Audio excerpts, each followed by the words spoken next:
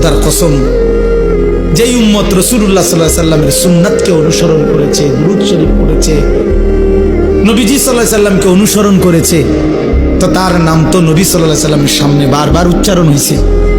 হাসরের ময়দানে সেই উম্মত গিয়ে যখন নিজের আমলনামা নিয়ে বলবে, ইয়া রাসূলুল্লাহ, আমি আনিসুর রহমান, আল্লাহ নবী বলেন, ও আচ্ছা তুমি, তোমার নাম তো ফেরেশতারা আমার কাছে প্রায়ই বলতো, আমি অনেক শুনছি তোমার নাম,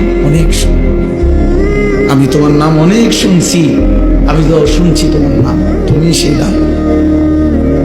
এই জন্য বন্ধু আমার, দোস্ত আমার, হাসরের ময়দানে তো রাসূলুল্লাহ সাল্লাল্লাহু আলাইহি ওয়াসাল্লামের সামনে আমলনামা দিতে হবে। সুপারিশ করবে না উনি, তো আপনি আমলনামা কাগজপত্র দিতেন না? কথা কয় না, সুপারিশের কোনো নিয়ম কানুন নাই, কথা বলেন না কেন? কোনো নিয়ম কানুন আছে কি না? তো আপনি আপনার ফাইল দিবেন না? ফাইল না দিলে সুপারিশ করবো কি? তা আপনি যখন নিজের আমলনামা দিবেন, আল্লাহ নবী সাল্লাল্লাহু আলাইহি সাল্লামের হাতে, আমার বাপ, আমার নওজোয়ান নবী যখন চোখ বিলায় দেখবে 30 বছর সুদের লেনদেন, 30 বছর টানা মিথ্যাই বলেছে, 30 বছর ধরে প্রতিদিন গালিয়ে দিছে, 30 বছর ধরে তার স্ত্রী বেপর্দা, 30 বছর ধরে প্রতিদিন ঘরে রঙিন টেলিভিশনে নাচ গান, সিনেমা, নাটক, নর্তকীর ছবি চলছে, 365 দিনের এক একটা বছরে কোনোদিন ফজরের নামাজ পড়ে নাই। এগুলো কি আমল নামার মধ্যে লেখা থাকবে না? কথা বলেন না কেন? আল্লাহর কসম, নবীজি, আমরা উর্দু কিতাবে পড়ছি, নবী তখন এরকম আমল নামা উম্মতের দেখে খোদার কসম নবীজি হাসরের ময়দানে চোখের পানি ফেলে দিবে, কাঁদবে, আর আল্লাহর নবী বলবে, উম্মত, আমি সেই নবী, 23টা বছর যে আমি তোদের জন্য কেঁদেছিলাম, এশার নামাজের পরে দাঁড়াইছি ফজরের আজান পর্যন্ত, এক দাঁড়ানোতে চোখের পানি ফেলছি, আর তোদের জন্য আমি আল্লাহর কাছে গুনাহ মাফ চাইছি। আমার হাত্তা তাওয়াররামাত কাদামাহু, আম্মা জান আয়েশা বলে, অসংখ্য রাত নবীজি কাঁদতে কাঁদতে, দাঁড়িয়ে থাকতে থাকতে আমি আয়েশা দেখছি নবীজির 2টা পা মোবারক ফুলে ফুলে গেছে। আমি এত কাঁদলাম, তাইলে উম্মত কার জন্য? আমার তায়েফের রক্তে সারা দেহ রক্তাক্ত হয়ে আমার পায়ের জুতা আর পা রক্তে জমাট বাইধা গেছে, আমার জুতা আমি খুলতে পারতেছিলাম না, আমি ক্ষুধার কষ্টে পেটে 2টা পাথর বাঁধছিলাম, আমি উহুদের দান শহীদ করা রক্তে উহুদের জমিনে আমি পড়েছিলাম, আমার ঘরের চুলায় 3 মাস আগুন জ্বলে নাই। দোস্ত আমার, বন্ধু আমার, নবী জিজ্ঞেস করে, উম্মত, এত রক্ত, এত চোখের পানি, এত ক্ষুধার কষ্টের আমার 23 বছরের বিনিময়ে এই আমলনামা, এই আমলনামা? তুমি না আমার শ্রেষ্ঠ উম্মত, আমি না শ্রেষ্ঠ নবী? তা আমি এই আমলনামা নিয়ে কেমনে মালিকরে দেখাবো? আমি কেমনে দেখাবো যে আল্লাহ, আয় মাওলা, এটা আমি শ্রেষ্ঠ নবীর শ্রেষ্ঠ উম্মতের আমলনামা, এটা কিভাবে দেখাবো? এই জন্য আমরা এই কিতাবে পড়ছি উর্দুতে, যে নবী তখন বলবে, উম্মত, তুমি আমার এত বড় বেইজ্জতি কেমন করবে? আজ হাসরের ময়দানে তুমি আমার উঁচা মাথা ছোট করে দিলা উম্মত। আমি তো এমনটা আশা করি নাই, আমি তো এমনটা আশা করি নাই। আমি তো 23টা বছর কোনোদিন ঠিক মতো খাই নাই, ঘুমাই নাই। আমি তো 23টা বছর দুয়ারে দুয়ারে ঘুরছি, কभी আরশ पर कभी फरश पर, कभी उनके दर कभी दर बदर, गमे आशिकी तेरा शुक्रिया, मैं कहां कहां से गुजर गया। কই থেকে কই ছুটছি, কখনো হাটে, কখনো ঘাটে, কখনো মাঠে, কখনো বাজারে, কখনো একজনকে, কখনো 10 জনকে ধাক্কা দিছে, উটের পোঁছা নারী বুড়ি আমার পিঠে চাপায় দিছে, আবু লাহাব আমারে গামছা দিয়া ধরে টাইনা কাবা ঘরের সীমানার থেকে টেনে বের করে দিছে, আবু জাহেল আমারে ধাক্কা দিতে দিতে খানায় কাবার সীমানার থেকে বের করে দিছে। আমি এত অপমান সইলাম, এত বেইজ্জতি সইলাম, আমি এত পাথরের আঘাত সইলাম, বিনিময় উম্মত তোদের কাছে আমার এই কলিজা ছেঁড়া রক্ত ভেজা দিন দিয়ে গেলাম, ইসলাম দিয়ে গেলাম, কোরআন দিয়ে গেলাম, সবকিছু এভাবে ছুঁড়ে ফেলে দিছ। আজ 30 বছরে যে নবীর কথা মনে পড়ে নাই, 60 বছর বয়স সিগারেট খান মিয়া, কেমনে নবীজির সামনে দাঁড়াইবেন? এই উম্মত, এই মুসলমান, আল্লাহর সাক্ষী রেখে আজকে রাতে ঘুমাইবার আগে একবার ভাইবেন, একবার ভাইবেন, একবার।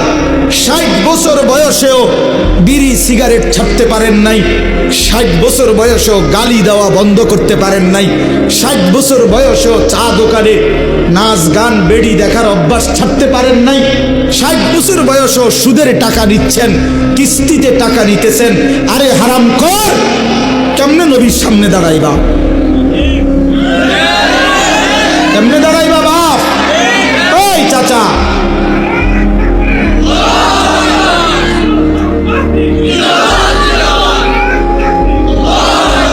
কেমনে দাঁড়াইবা বাপ? কেমনে দাঁড়াইবা? চাচা কেমনে দাঁড়াইবেন?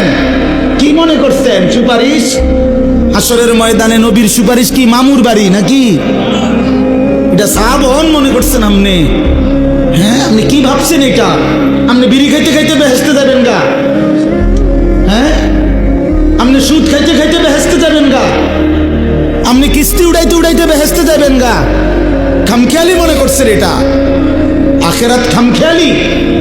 খোদার কসম, কোরআন শরীফে আছে ১৬ লক্ষ আম্বিয়া, আদম থেকে নবী মুহাম্মদ সাল্লাল্লাহু আলাইহি সাল্লাম পর্যন্ত হাসরের ময়দানের ভয়ে দিবা নিশি কাঁদছে। এমন কোন নবী নাই, এমন কোন নবী নাই হাসরের ময়দানে কাঁদছে, হাসরের ময়দানের ভয়ে কাঁদে নাই। এমন কোন সাহাবী নাই যারা হাসরের ময়দানের ভয়ে কাঁদে নাই। এমন কোন আউলিয়া নাই যারা হাসরের ময়দানের ভয়ে কাঁদে নাই। নাহলে আউলিয়া কেরাম কাঁদছে কি লেগা? বাতের লেগা, চিরা বই বনের লেগে কাঁদছে কিসের জন্য? আল্লাহ হাসরের ময়দানে মাফ করে দিয়েন, আখেরাতে মাফ করে দিয়েন, কবরের আযাব মাফ করে দিয়েন, এই জন্য কাঁদে নাই। তো ওনারা কাঁদলেন কেন? ওনারা কাঁদলেন কেন? 24 ঘন্টা নেক আমল করার পরেও 5 ওয়াক্ত নামাজ পড়লেন, হালাল হারাম বাইসা চললেন, বউ বাচ্চারে পর্দা পুশিদায় রাখলেন। এত কিছুর পরেও সমস্ত আম্বিয়া কেন কাঁদলেন?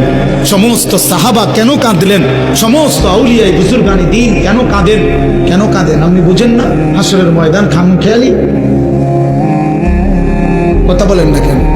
ওনারা কাঁদে আমল করার পরে, আর এবড়া সাদওয়ানে বইয়া বইয়া গপ মারে, এবড়া লম্বা লম্বা কথা কয় সাদওয়ানে, অমুকের ইমান নাই, তমুকের আকিদা বালা নাই, অমুকের। আরে বাপরে, সাদওয়ানে বইয়া বিড়ি খেতে খেতে কয় ভালো মানুষ তো নাই করতে না, না চাচা, ভালো মানুষ থাকবো করতে? ভালো মানুষের শেষ ব্যক্তি তো আমনি, পৃথিবীর সর্বশেষ ভালো ব্যক্তি তো আমনি।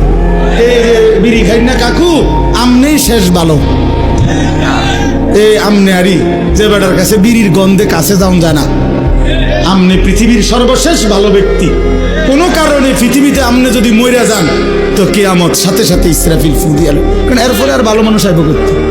এবারটাই তো শেষ, এবারটাই তো সাদওয়ানে বইয়া সিদ্ধান্ত দিয়ে দিছে ভালো মানুষ তো নাই করতে। টেলিভিশন চায়, টেলিভিশনের দিকে তাকায় তাকাইয়া কয় আস্তাগফিরুল্লাহ আস্তাগফিরুল্লাহ। কি তো কি শুরু হইলো দেশটার মধ্যে?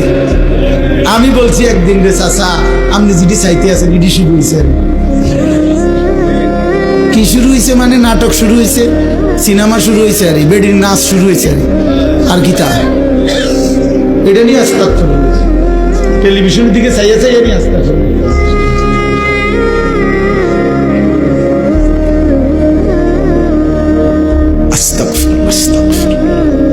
কথা শেষ। আমার বলার উদ্দেশ্য হলো, আমি আপনাদের কাছে এতটুকুই বুঝাইতে চাইছি। আমার বাপ আপনাদের সামনে আমার মজার মূল বক্তব্য এটাই, ভাবতে শিখেন। কবর ভুলে গেলে হবে না, পাশ কাটলে হবে না। আপনি পাশ কাটতে যাইতে পারতেন না, এনে যাইতে হবে এটার ভিতরে, ঠিক কি না বলেন না? আরে নওজোয়ান বলো না? তাইলে বন্ধু আমার বাপ, তুমি যেমন পড়ালেখা করছো আমিও পড়ালেখা করছি। আমি জেনারেল লাইনেও পূর্ণ পড়ছি, মাদ্রাসার লাইনেও পুরা পড়ালেখা করছি। এই জন্য বন্ধু, আমি সায়েন্স পড়ছি, আমি কুমিল্লা ভিক্টোরিয়া কলেজ থেকে মাস্টার্স পাস করছি, আমি বিজ্ঞান বিভাগ থেকে এসএসসি পাস করছি। দাখি, অতএব তুমি আমারে অনুরোধ করছি, নওজোয়ান তুমি ভুল করো না, তুমি ভুল করো না। শুধু ভাত মাছের হিসাব মিলাইলে হতো না, শুধু একটা চাকরি, একটা ব্যবসা, একটা বিয়া, একটা বিল্ডিং, একটা বিদেশ, বন্ধু আমার একটা মোটরসাইকেল, এতটুকুর হিসাব মিলাইলে হবে না দোস্ত। আমরা মুসলমান, আমাদের আখেরাত আছে, আমাদের কবর আছে। আর আপনারা যারা বাবা আছেন, অভিভাবক, আপনাদের কাছে অনুরোধ, আপনি এই সংসারের দিকে তাকাইয়া দেখছেন, বিল্ডিং করছেন, সোফা বানাইছেন, খাট বানাইছেন, আমার বাপ এতটুকু হিসাব মিলাইয়া মুসলমান কবরে গেলে হবে না। আমার জিফুতের লেগে খাট সংসারে সব করে দিয়ে আইছি, কি করে দিয়ে আসছি, এই সোফা টোফা এডি 20 বছর পরে দেখবেন আপনি আইলে কিচ্ছু নাই। 20 বছরের মাথাত কবর থেকে আইসা যদি দেখেন আমনের বানানো ফার্নিচার, একটা বদনাও, একটা লোডা ঘরের মধ্যে নাই, এটি সব ফালাই দিছে, এগুলো আর এখন চলে না। জিঙ্গাইলে কইব দাদা ঠিক আছে আপনি বানাইছেন যত্ন করে, কিন্তু ওই মডেল এগুলো এখন আর চলে না, এগুলো আমরা ফেলে দিছি আরো 5-7 বছর আগে। যদি আপনি আইবেন জানতাম কবর থেকে, তাহলে না হয় টাঙ্গায় রাখতাম। কথা বুঝছেন? আসলে কি ফেলে দিবে এগুলো, দুনিয়া ফেলে দেয়, আপনার সন্তানই ফেলে দিবে, আপনার নাতি নাতনি দুনিয়া ফেলে দিবে। অতএব আমাদের জিন্দেগি আখেরাত, আমাদের জিন্দেগি কি বলেন? মোমেনের জীবন আখেরাত, মোমেনের হায়াত আখেরাত, মোমেনের রাত আখেরাত, মোমেনের দিন আখেরাত, মোমেনের হাসি আখেরাত, মোমেনের কান্না আখেরাত, মোমেনের স্বপ্ন আখেরাত, মোমেনের কল্পনা আখেরাত, মোমেনের পরিকল্পনা আখেরাত।